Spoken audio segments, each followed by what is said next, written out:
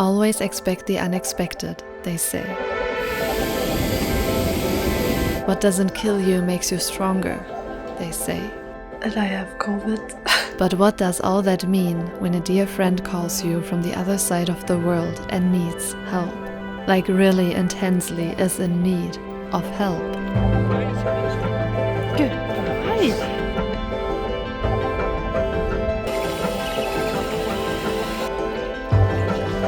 Life writes the most surprising stories sometimes, and while others get pregnant, get new puppies, or simply enjoy a normal Swedish summer in the north, I was called to a semi-secret rescue mission to Alaska.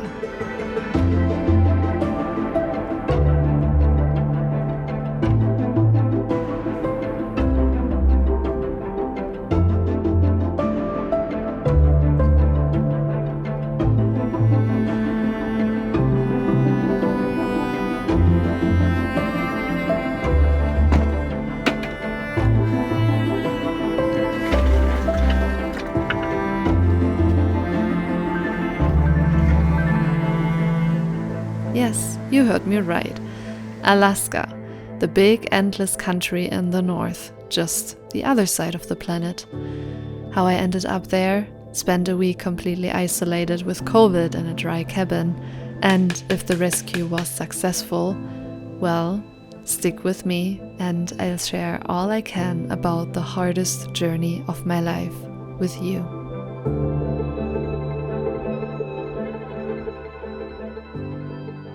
Before we travel a total of 10,000 kilometers through the world, let's stay in Sweden for a moment.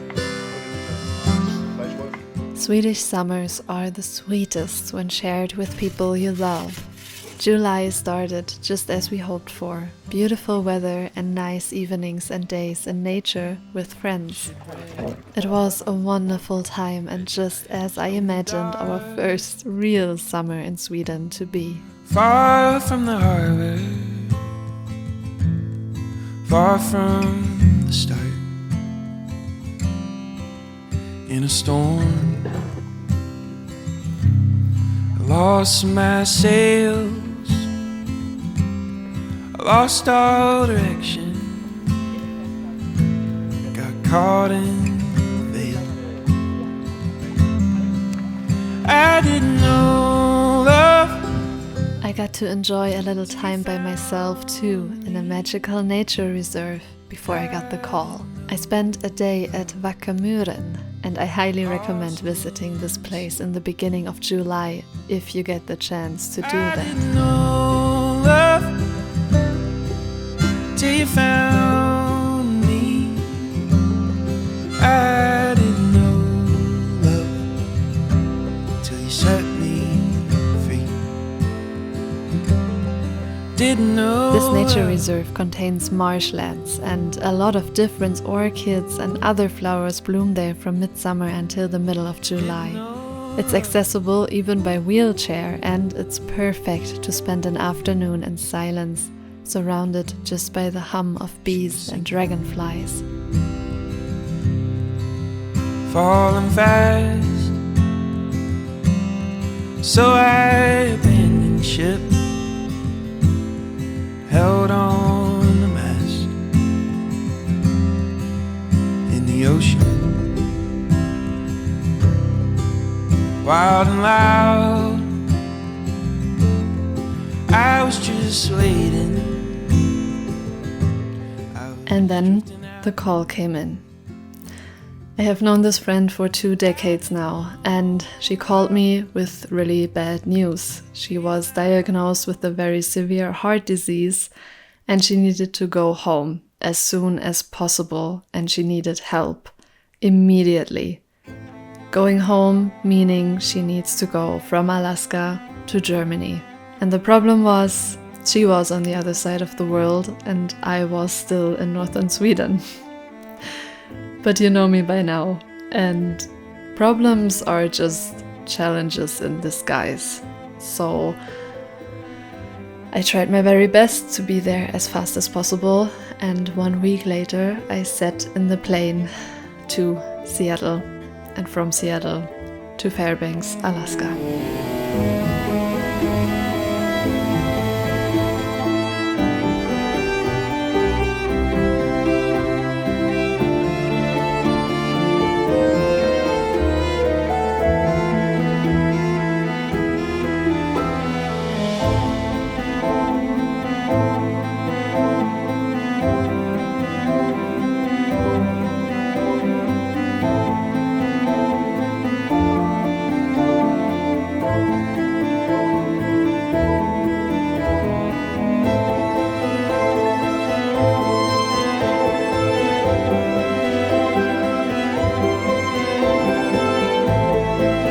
Even though I did film there, I wasn't sure up until we landed in Germany if I want to share anything about the story, how much I want to share about the story, or if I want to share anything at all. It really depended on the circumstances, like if everything would go well or not. And as you are seeing this right now, you can assume everything went quite well.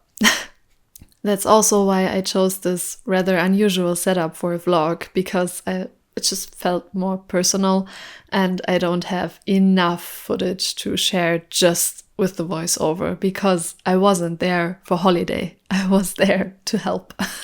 And I want to add one small disclaimer before we start. I won't share anything about her personal life, meaning also the insides of her cabin, and I won't share anything personal about her story. Everything I am going to share in this vlog, I talked about it with her beforehand, and I'm sure, as beautiful as this community is, you will respect that. So of course you can ask questions in the comments that are further of what I share here. But if I will answer them or not really depends on how deep they are, because I really want to respect her privacy. So before we start, I give you a little bit of background here. As I said, I have known her for more than 20 years now. She moved to Alaska more than 10 years ago, and for more than 10 years, she lived in a cabin alone with 19 dogs to take care of. Of course, over the years, the number got lower, unfortunately, but most of the time she took care of more than 10 dogs, and it was a really, really tough time. She already knew some years ago that as soon as all her dogs have passed, it is time for her to go home. She didn't want to grow old in Alaska. And with that diagnosis, it all just got a little bit rushed. But overall, what we did there was a normal moving process, which was almost the same as when we moved from Germany to Sweden, just it was all much faster and a little bit less work, because she lived in a dry cabin all by her own, so it was a little bit less stuff to take care of. But it was more challenging because it was a dry cabin. And now I would say let's get into the first week of me being there. After just a few first nights, I got a sore throat, and as she has severe heart disease, we of course didn't want to risk anything, and I took a COVID test and it was positive. That was one of the worst things that could have happened, but luckily she has a very good network there, so we just called a friend and he had a cabin free for rent, and I could rent it for free basically in the woods. And then I spent a week alone by myself in a dry cabin in the forests of Alaska.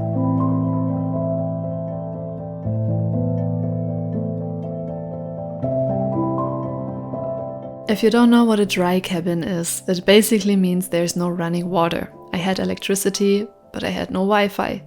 I had no toilet, I had no shower, I had a sink that pretended to be with running water, but the truth is there was just this big plastic bucket underneath with a small pump, so it could pump cold water through the sink, so I could wash some stuff. But all overall, it was fucking hard. It was a bit as if Alaska was saying right within the first days, you are in Alaska now, life is hard here, suck it up, buttercup. And well, I did.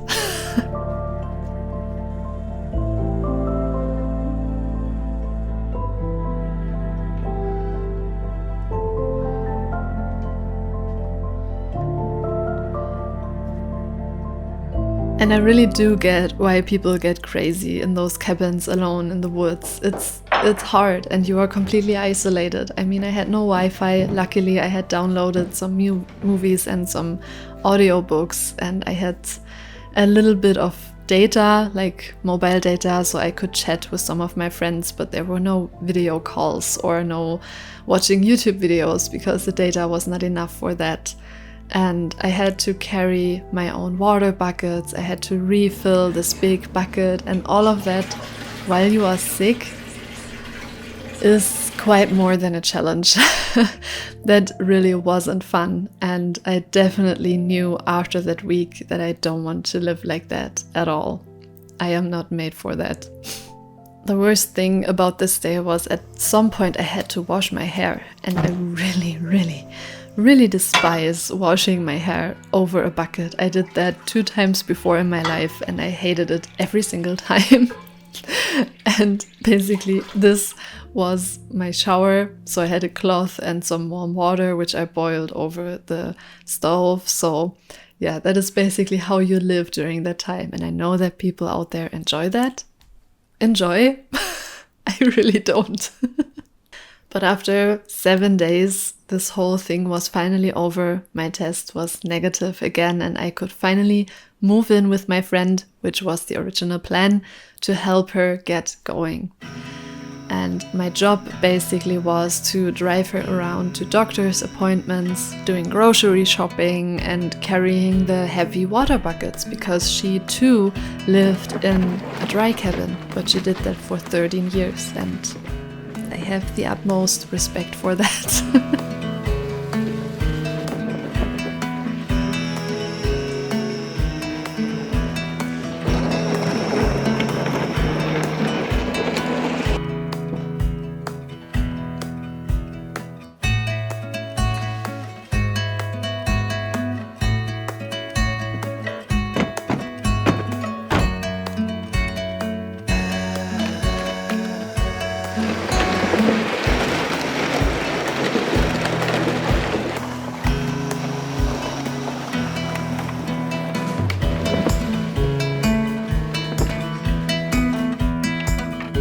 If you live like that, little side note, you have water tank stations, like where you can get drinking water in Alaska, where people drive to and refill their huge water tanks. Yeah. I don't know how exactly that works, how they get that off from their car, but we just filled our water buckets and that was good enough. But then you have to carry them from your driveway to your home.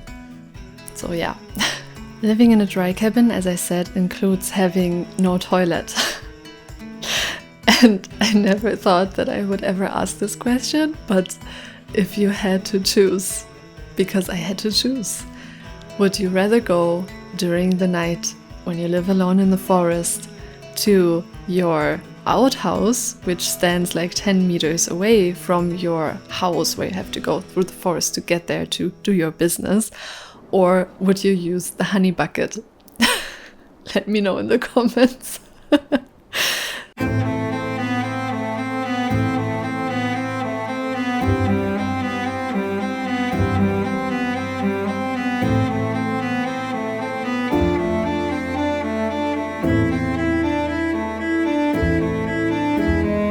One of the adventures I can share about with you is when we drove from Fairbanks to Anchorage and back to get some paperwork done, and the distance is about the same as driving from Östersund to Stockholm.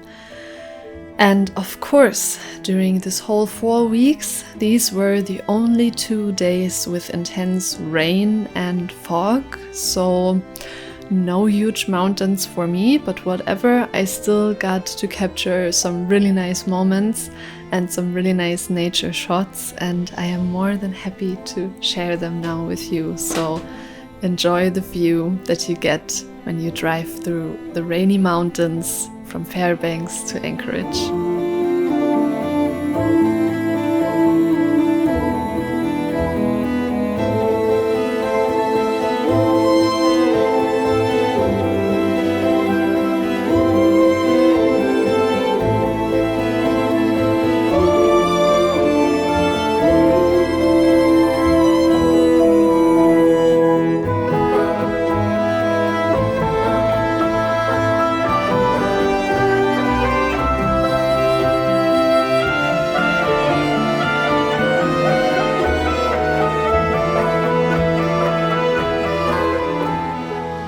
If you are wondering now why Frida is shaking, if you can see her, we have a massive storm outside right now, so it's really cozy. It's raining and super intense wind. And Frida thinks there will be thunder, so that's why she's a little bit uncomfortable right now. But it will be over in like 30 minutes, so all good. But let's go back to Alaska. So one of the tasks we also had to take care of was preparing her squirrels for her move, because one of her squirrels that lived with her in that forest that she was taking care of since some years, I guess, had decided to build her stash for the winter on her outhouse, and it looked like this. We knew we had to take care of that stash because as soon as she would move out, her landlord, because she was only renting that cabin, would just throw away the stash because not much people care that much about nature. So we thought about the solution to put an old doghouse next to that outhouse and to just replace that stash into the doghouse. So that's what I did. And if you didn't know, I didn't know, if you want to build a stash like this for a squirrel, they always need 2 exits. So a friend came and helped us with creating another exit for that squirrel. And first we were a little bit worried if she would move in there, if she would see it, if she would realize and accept it. I mean, she looked at me and she was screaming at me while I was refilling her stash into another place. But we were sure that she accepted it after she stole the toilet paper from the outhouse and dragged it into her new home. So obviously, she accepted the new house and took the toilet paper as sacrifice. That is really cute.